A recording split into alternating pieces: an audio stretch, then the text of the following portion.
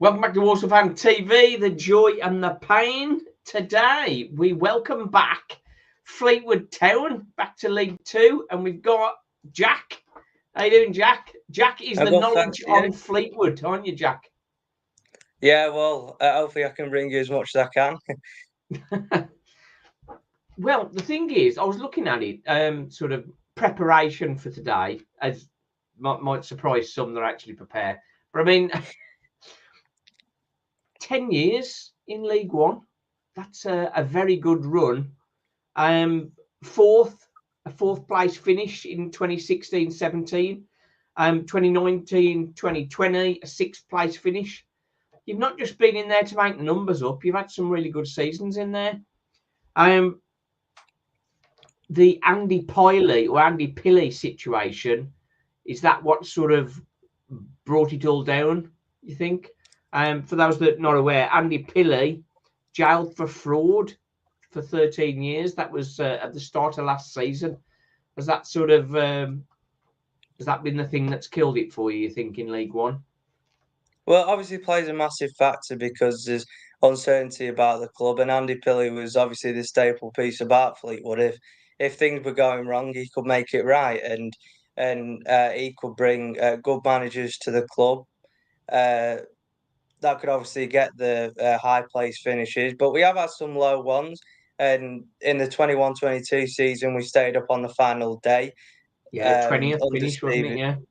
Yeah, under Stephen Craney. And then Scott Brown, he came in, he got us mid-table, inexperienced manager. He didn't play the most attractive football. And then, obviously, that summer, there was obviously off the field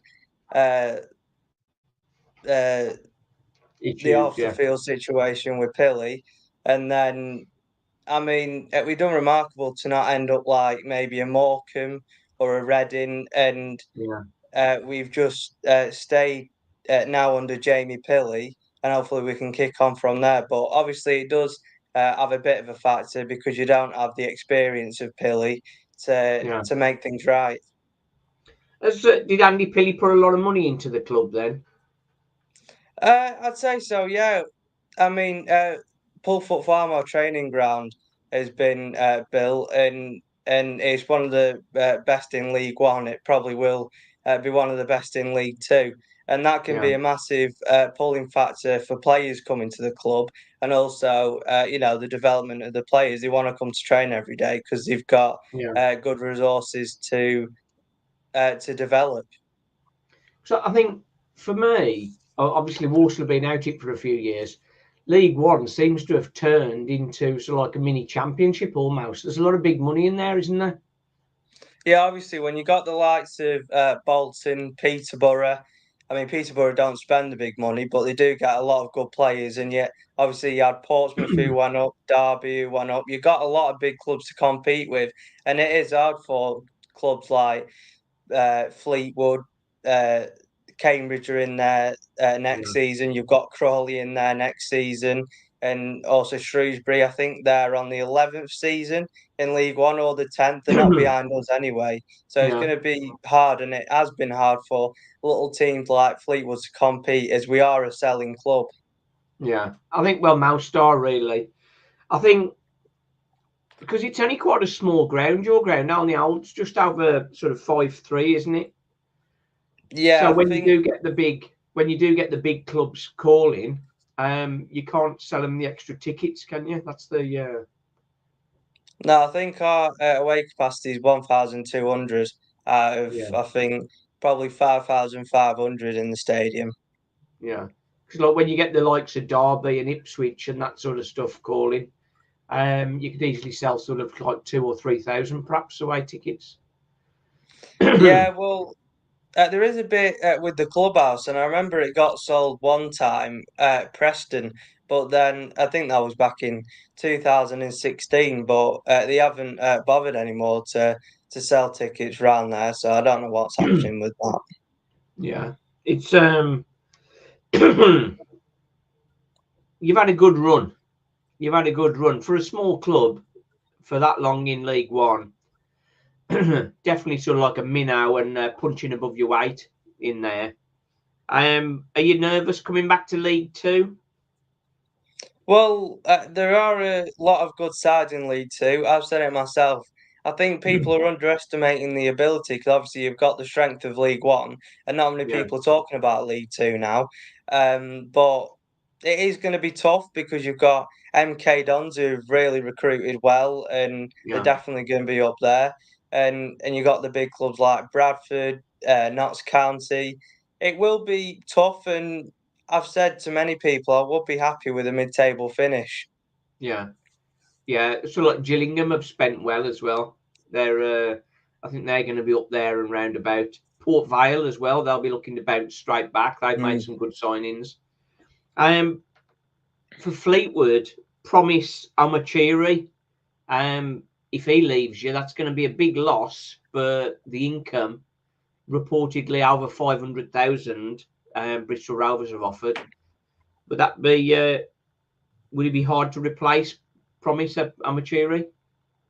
Well, I think we promised you've got a bit of flexibility there because he can play down the middle, but also can drift out wide and play in the channels.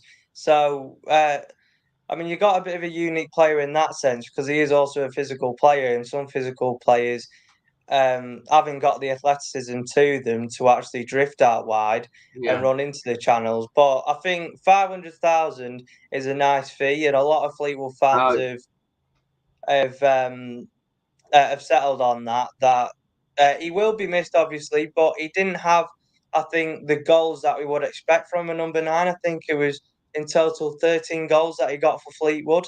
Um, but obviously, the 500,000 is going to be massive to us, and I yeah, think it will be a good fee for us. Whether he goes on to prove that fee in League One is a different question. But I'm happy if we do sell him at 500,000, which I think he's in Bristol Rovers now. I think he was spotted having his interview done yesterday, so I'm yeah, happy with that sell. But it is a matter of can we get a good enough replacement? yeah. I think losing a player like that, and he's got even though it's 13 goals, is a decent return. But people think that sort of League Two is going to be easy, as you say. Um, but League One, I think, has stepped up massively. I think Carlisle did very well to go up, and they've come straight back down.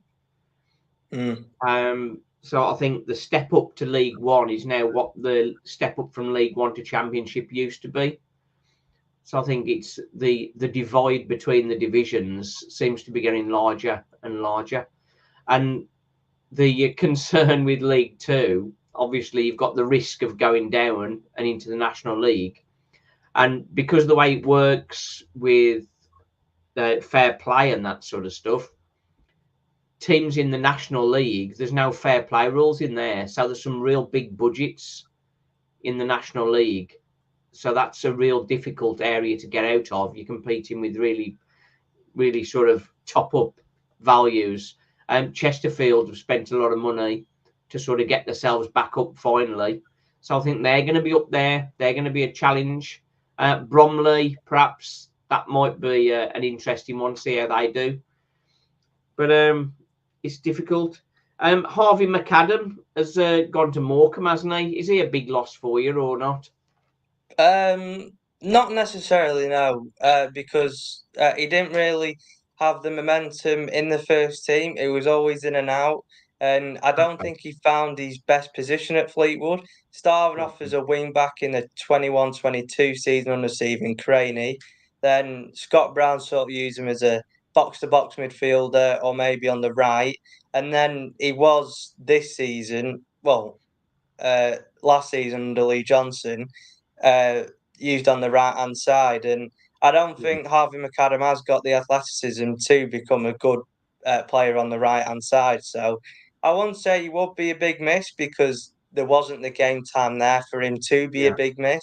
And when he played, he weren't sort of the best player, but he would give it a solid go. Yeah. Who's going to be the players to watch for Fleetwood next year then for this You've season? got Ronan Coughlin, our striker, who we brought in January from Waterford. He scored, I think, 25 in League of Ireland, and he Yeah. got a bit of an injury when he came in at Fleetwood, so he didn't play the most games. And I think our best player, standout player, is Brendan Wirradu, and he'll be remarkable if we do keep him this summer, and he will be one of the best players in League Two without a doubt. Especially when Okay. you've What got positions do he play, Brendan Wirudu? centre back. He started as a defensive midfielder, but then he's coming as a right-sided centre back in a back three. But he can play all along there. Yeah. So Charlie Adam is still coach, isn't he? Head coach. Yeah. What have you thought of him so far? I think for an inexperienced manager, he gets his style of play across well. Um, Obviously, with Fleetwood, he came in January. We're in a relegation scrap. He's not going to be playing the best brand of football possible. But obviously, we didn't manage to stay up, which would have been the aim. But I think he's got the fans together. He's always clapping before the game, and he's always first to clap the fans, which Yeah. sometimes we didn't really have under Lee Johnson, to be honest. Sometimes we weren't even on the touchline. God knows where he was on match day. Like Um, connection. yeah, but I think Charlie Adam will become a good manager in League Two because he's shown glimpses of what he can do in League One. He beat Wigan 4-2. He went away to Bristol Rovers, which isn't an easy ground, and won 2-0. The back end of last season, we got a good run of form. I think it was 4 wins out of the last 5 or something like that. So he's definitely got the potential to become a great manager. And for his first job, he stepped up to the plate well. Yeah. What's his preferred formation and play style? It's more of a 3-4-3 or 3-5-2, Yeah. and we like to attack down the right hand side with, like I said, uh, Amachere could run through the channels, and Yeah. we had Loney, Boss, and Lawal helping outside out on the right. So also a transitional game will be used. Um, and not less of a possession based game, which is obviously understandable for the position that Fleetwood were in.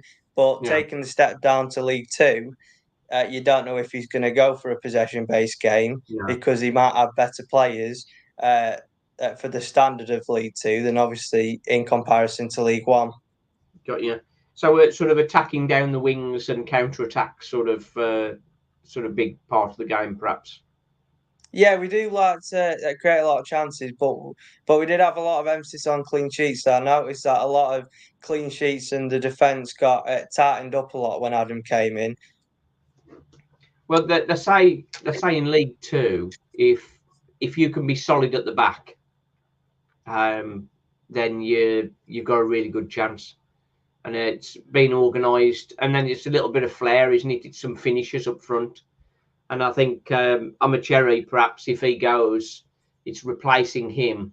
Because at this stage of the season, a lot of the deals have been done, haven't they?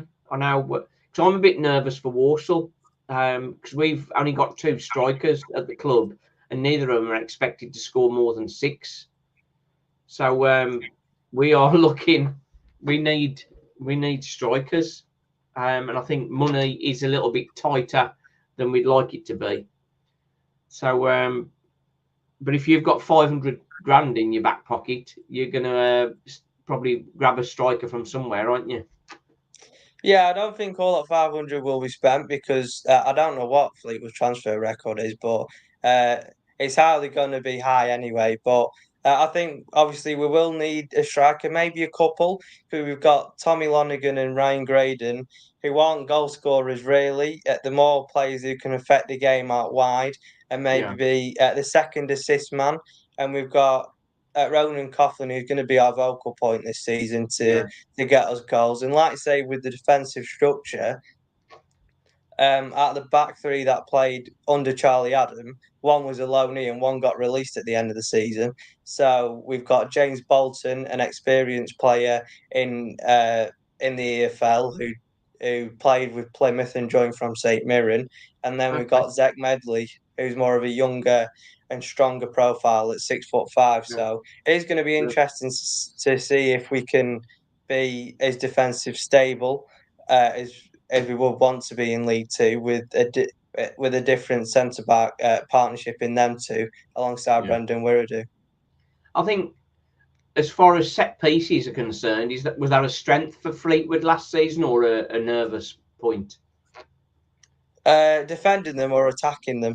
Well, both really. I don't think defending them was too bad because when a team isn't good at defending set pieces, you kind of know. And every time an opposition gets a set piece, you sort of worry. But I don't think I was really. Okay.